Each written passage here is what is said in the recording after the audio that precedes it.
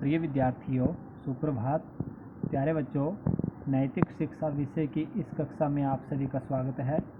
आप जानते हैं कि हम FA3 पाठ्यक्रम के पाठ नंबर 11 जो कि स्वाध्याय, पाठ नंबर 12 सत्संग का प्रभाव, यह पाठ हम पढ़ चुके हैं और आज इसी कड़ी को आगे बढ़ाते हुए हम पाठ नंबर 13 का वाचन करेंगे, इसे पढ़ेंगे और समझेंगे। तो मेरा पाठ नंबर 13 है, इसका शीर्षक है सेवा। सेवा का अर्थ आप लोग जानते हैं, सेवा क्या होती है। किसी की हेल्प करना, किसी की मदद करना, किसी असहाय की सहायता करना, ये सब सेवा में आता है। तो आइए इस पाठ को हम शुरू करते हैं।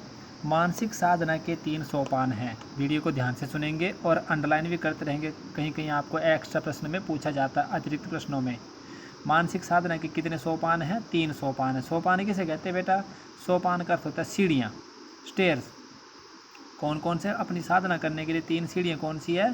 स्वाध्याय, सत्संग और सेवा। जो तीनों सीढ़ियों पर चढ़ जाता है वो एक महान व्यक्ति बन जाता है। देखो हमने पाठ भी यही पढ़ा था, 11, 12, 13 उनके नाम है स्वाध्याय, सत्संग का प्रभाव और सेवा। वही आपको 3 बातें बताई जा रही है। पहली सीढ़ी है स्वाध्याय, जिसने स्वाध्याय करना सीख लिया वो सत्संग की ओर प्रेरित होता है। जो सत्संग में चला गया उसके अंदर सेवा का भाव अपने आप जागृत हो जाता है। इनमें सेवा का महत्व सबसे अधिक है बेटा। देखो तीनों ही सोपानों में, तीनों ही सीढ़ियों में सबसे ज़्यादा महत्व है सेवा का।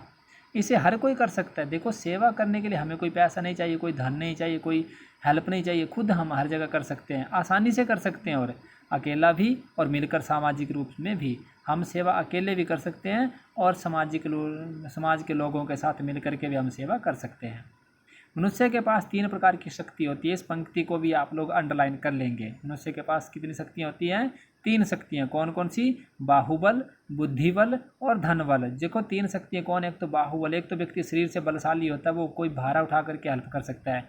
बुद्धिबल, एक देखने में दुबला पतला होता है लेकिन दिमाग से बहुत तेज होता है, वो अपनी बुद्धि के सहारे से दूसरों की सेवा कर सकता है, मदद कर सकता है। और तीसरा होता है धनबल। किसी के पास बहुत अधिक पैसा होता है तो वो गरीबों की मदद कर सकते हैं अपना धन दे करके। किसी अनाथ बच्चे को पढ़ा सकते हैं, किसी अनाथ आश्रम में दान दून दे सकते हैं, भोजन के खाने पीने की पदार्थ अथवा पढ़ने की पुस्तकें दान कर सकते हैं इत्यादि। इस शक्ति को अपने लिए नहीं अपितु दूसरों की भलाई के लिए प्रयोग करना सेवा है। ये जो शक्ति हैं तीनों ही, बाहुबल, बुद्धिबल और धनबल, इनका प्रयोग अपने लिए नहीं करना अपितु दूसरे लोगों के लिए करना ही सही सेवा है। सेवा ही ईश्वर का भजन भी है। सेवा ही परमात्मा का भजन भी है। महर्षि दयानंद ने आर्य समाज के नियमों में यह बात स्पष्ट रूप में लिखी है। स्वामी दयानंद सरस्वती जो आर्य समाज के जिन्होंने आर्य समाज की स्थापना की है, उनके बारे में आप लोग जानते ही हैं कि उन्होंने आर्य समाज के नियम में यह बात स्पष्ट रूप से लिखी है। कैसे? संसार का उपकार और सामाजिक उन्नति करना, कि हमारा सभी का दायित्व है कि हमें समाज का उपकार करना चाहिए और समाज की उन्नति करनी चाहिए। आर्य समाज केवल इस एक देश के लिए नहीं है, सभी देशों के लिए है। आर्य समाज की जो संस्था, आर्य समाज के जो नियम हैं, वो केवल ये नहीं कि केवल एक ही देश के लिए, सभी देशों के लिए है। किसी एक राष्ट्र के लिए नहीं है, सभी राष्ट्रों के लिए है। आर्य समाज किसी एक स्पेशल राष्ट्र के लिए नहीं बेटा, सभी राष्ट्रों के लिए वो नियम समान है। आर्य समाज मनुष्य मात्र के लिए है। यह न धर्म है न संप्रदाय, अपितु एक आंदोलन है। आर्य समाज जो है, आर्य समाज जो संस्था है, आर्य समाज के जो नियम हैं, वो सब मनुष्यों के लिए है। ना कोई धर्म से विशेष रखते हैं, ना किसी संप्रदाय से। ये एक आंदोलन है, एक आंदोलन के रूप में हमें इसको स्वीकार करना चाहिए और आगे बढ़ना चाहिए, जिसका उद्देश्य है सब मनुष्यों को सुखी बनाना। इस आंदोलन का जो मुख्य उद्देश्य है, जो लक्षण है, वो समस्त संसार को सुखी बनाना। जितनी शक्ति हमारे पास है उसे दूसरों की भलाई में लगाना। हमारे पास जो भी शक्ति है, बाहुबल, बुद्धिबल अथवा धनबल, उन सब को दूसरों की भलाई में हमें लगाना चाहिए। इसलिए महर्षि ने आर्य समाज के नियमों में लिखा, प्रत्येक को अपनी ही उन्नति में संतुष्ट नहीं होना चाहिए, अपितु दूसरों की उन्नति में अपनी उन्नति समझनी चाहिए। इसलिए स्वामी दयानंद सरस्वती आर्य समाज के नियम में लिखते हैं कि हमें केवल, हर व्यक्ति को केवल अपनी ही उन्नति, मैं ही उन्नति कर लूँ, मैं ही अच्छा धन धान्य वाला बन जाऊँ, ये सोच के संतुष्ट नहीं होना चाहिए अपितु, परंतु उसको सब लोगों की उन्नति के बारे में सोचना चाहिए। यह है सेवा की भावना। इसे कहते हैं बेटा सेवा। सेवा से मन बहुत जल्दी शुद्ध होता है। हमारा जो मन है वो सेवा से बहुत शुद्ध और पवित्र हो जाता है। अभिमान मिट जाता है और हमारे अंदर जो अभिमान कहते हैं, अहंकार को, घमंड को, जो हमारे अंदर अहंकार होता है वो मिट जाता है। इससे पाप मिट जाता है और हमारे अंदर जो पाप भरा होता है वो भी खत्म हो जाता है सेवा करने से। इसलिए जितनी भी शक्ति है उसके अनुसार अपने जीवन में सेवा करनी चाहिए। इसलिए हमारे पास जितनी भी शक्ति है उस शक्ति के अनुसार हमें अपने जीवन में दूसरों की सेवा करनी चाहिए, मदद करनी चाहिए। और कुछ नहीं कर सकते तो अपने मोहल्ले के बच्चों को इकट्ठा करके उन्हें पढ़ने में सहायता दो। यदि हम और कोई कार्य नहीं कर सकते हैं तो इतना तो कर सकते हैं कि अपने मोहल्ले में अपने आस पड़ोस के बच्चों को इकट्ठा करके उनको पढ़ाने में हेल्प करें। पढ़ा नहीं सकते तो उन्हें दौड़ना सिखाओ। यदि पढ़ा भी नहीं सकते हैं तो कम से कम उनको दौड़ लगाना सिखाए, उनको परेड करना सिखाए। यह भी नहीं कर सकते तो उन्हें सभ्यता के साथ उठना बैठना खाना पीना सिखाओ। यदि इतना भी नहीं कर सकते, पढ़ा नहीं कर सकते, दौड़ लगाना नहीं सिखा सकते अथवा परेड करना नहीं सिखा सकते, तो कम से कम उनको उठना बैठना, बात करना, चलना और खाना पीना तो सिखा सकते हैं कि बेटा ये काम ऐसे नहीं ऐसे करते हैं। यह भी नहीं कर सकते तो आर्य समाज के मंदिर में या किसी अन्य सत्संग भवन में पहुंच जाओ। यदि इतना बच्चों के लिए इतना भी नहीं कर सकते हैं तो आर्य समाज के मंदिर में चले जाना चाहिए अथवा किसी अन्य सत्संग भवन में चले जाना चाहिए। अपने हाथ से वहाँ झाड़ू दो, लोगों के जूते संभालने की सेवा करो। आप अपने हाथ से वहाँ पर जा करके झाड़ू लगाओ, सफाई करो और लोगों के जूते संभालो। आपने कई बार देखा होगा, आप कोई मंदिरों में जाते हैं, गुरुद्वारों में जाते हैं, वहाँ पर लोग बड़े बड़े श्रद्धावान लोग दूसरे लोगों के जूतों को संभालने में बैठे होते हैं कि भैया हम सेवा कर रहे हैं। यह भी ना हो सके तो बाज़ार में चले जाओ, जहाँ केले की दुकान है वहाँ खड़े हो जाओ। यदि जूतों का काम भी आप नहीं कर सकते हैं तो कम से कम मार्केट में जाते तो वहाँ खड़े हो जाओ जहाँ पर बगल में केले की दुकान हो। लोग दुकान से केले लेते हैं, वही छील कर उसे खाते हैं और छिलके को सड़क पर फेंक देते हैं। लोग क्या करते हैं, दुकान से केले तो खरीदते हैं, उसे छीलते हैं और खाते हैं और छिलके को वहीं पर फेंक देते हैं। उन्हें रोको। फिर भी यदि वे ऐसा ना करें तो इन छिलकों को उठाकर एक और रख दो ताकि वह किसी के पैर के नीचे ना आए। उन लोगों को हमें रोकना चाहिए जो केले खाते हैं और छिलके रोड में फेंक देते हैं। उनको रोकना चाहिए कि भैया ऐसा मत करो। फिर भी यदि वो नहीं मानते हैं तो क्या करना चाहिए, उन केले के छिलकों को खुद ही उठा करके कहीं दूसरे स्थान पर हमें रख देना चाहिए। वो किसी के पैर के नीचे ना आए, किसी के फिसलने का कारण ना बने। साधारण सी बात लगती है, परंतु केले का छिलका गलत स्थान पर पड़ा हो तो किसी का हाथ पैर टूट सकता है। ये बोलने में तो एक बहुत सरल बात लगती है बेटा, बहुत साधारण बात लगती है, परंतु केले का छिलका इतना घातक होता है कि किसी एक गलत स्थान पर यदि पड़ जाता है और वो किसी के पैर छिलके के ऊपर आ जाता है तो व्यक्ति का हाथ पैर टूट सकता है। यहाँ तक किसी की जान भी जा सकती है। और उस छिलके पर फिसलने से यदि व्यक्ति को ऐसे भयंकर रूप से यदि नीचे गिर जाता तो किसी की जान भी जा सकती है। एक सज्जन शीशी उठाए पत्नी के लिए दवाई लेने डॉक्टर के पास तेजी से जा रहे थे। एक सज्जन थे, एक अच्छे व्यक्ति थे। वो शीशी अर्थात बोतल के लिए कांच की शीशी लेकर के उठा करके दवाई लेने के लिए डॉक्टर के पास तेजी से जा रहे, बड़ी तेजी के साथ डॉक्टर के पास जा रहे थे। रास्ते में केले का एक छिलका पाँव के नीचे आ गया। अब क्या हुआ, उनके पाँव के नीचे रास्ते में एक केले का छिलका आ गया। वे फिसल कर सड़क पर गिरे और वो जल्दी के चक्कर में फिसल कर सड़क के ऊपर गिर गए। हाथ की शीशी टूट गई।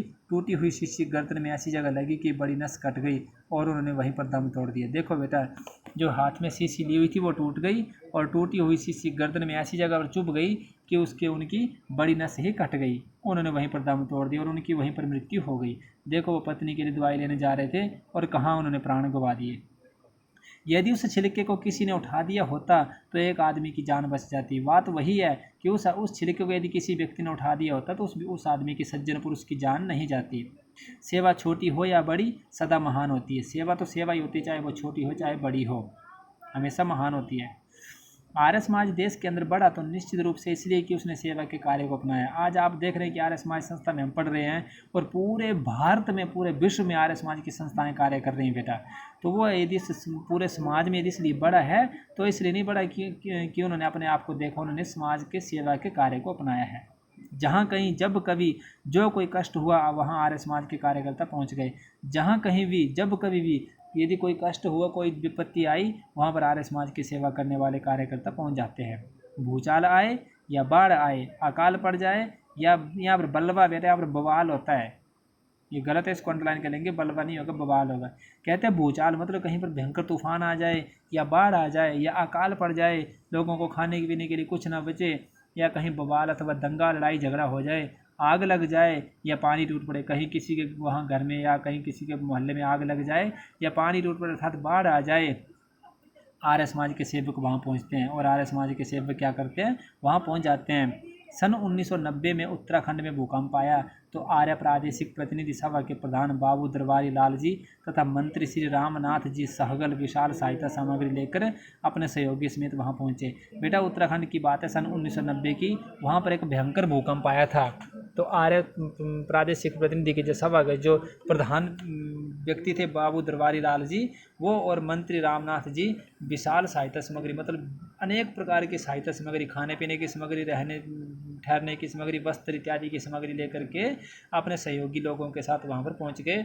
सार्वदेशिक आर्य प्रतिनिधि सभा के कार्यकर्ता भी वहाँ पहुँचे। सार्वदेशिक मतलब सभी देशों के, आर्य प्रतिनिधि मतलब आर्य समाज की संस्थाओं के जो कार्यकर्ता थे, जो सहयोगी लोग थे, सब वहाँ पहुँचे। सन 1993 में महाराष्ट्र के भूकंप पीड़ित की भारी सहायता की, पीड़ितों की सन 1993 में क्या हुआ कि महाराष्ट्र में एक भूकंप आया, बहुत ही भयंकर भूकंप, जिसमें वहाँ पर पीड़ित लोगों की उन्होंने सहायता की, मदद की। अनाथ हुए बच्चों की रक्षा एवं शिक्षा हेतु शोलापुर में बाल सदन की स्थापना की। और उन दिनों जो बच्चे अनाथ हो गए, अनाथ होते जिनके पेरेंट्स नहीं होते, कोई अभिभावक नहीं होते संभालने वाले, उन बच्चों की शिक्षा और रक्षा के लिए उन्होंने शोलापुर नामक स्थान में बाल सदन की स्थापना की, मतलब बच्चों के रहने की व्यवस्था वहाँ पर उन्होंने की। बेटा सेवा से मानसिक बल बढ़ता है। देखो ये सब सेवा ही है। आर्य समाज के लोग यदि प्रचार प्रसार कर रहे हैं, किसी की मदद कर रहे हैं, वो सब सेवा ही है। और सेवा करने से मानसिक बल बढ़ता है। सेवा करने से हमारा मन का बल स्ट्रॉन्ग होता है, मानसिक साधना पूरी होती है और हमारे अंदर जो मन की इच्छाएं होती, जो हमारी कामनाएं होती हैं, जो हमारी विश होती है, वो पूरी होती है। सेवा मनुष्य को ऊपर, बहुत ऊपर ले जाती है और सेवा ही मनुष्य को उच्च आदर्श स्थान पर ले जाती है। उसे मानसिक और आत्मिक सुख प्रदान करती है और व्यक्ति को मन से और आत्मा से सुख मिलता है। वो बहुत प्रसन्न होता है, उसका जीवन एक ऊंचा और आदर्श जीवन बन जाता है और व्यक्ति भगवान को सबसे प्रिय वो होता है इस संसार में। मतलब उसकी हर चॉइस, हर विश पूरी होती है। तो बेटा ये था हमारा सेवा नामक पाठ, जिसे हमने पढ़ा, समझा, और इस पाठ से हमें ये शिक्षा मिलती है कि हमें भी जहाँ भी सेवा का मौका मिले, हमें मौका गंवाना नहीं चाहिए। हमें हमेशा सेवा करने के लिए तत्पर रहना चाहिए और दूसरे लोगों की मदद करनी चाहिए। तो इस पाठ को आप ध्यान से सुनेंगे, पढ़ेंगे और समझेंगे और वीडियो के माध्यम से अपने जीवन के अंदर सेवा भाव को जागृत करेंगे। इन्हीं शब्दों के साथ इति ओम शम।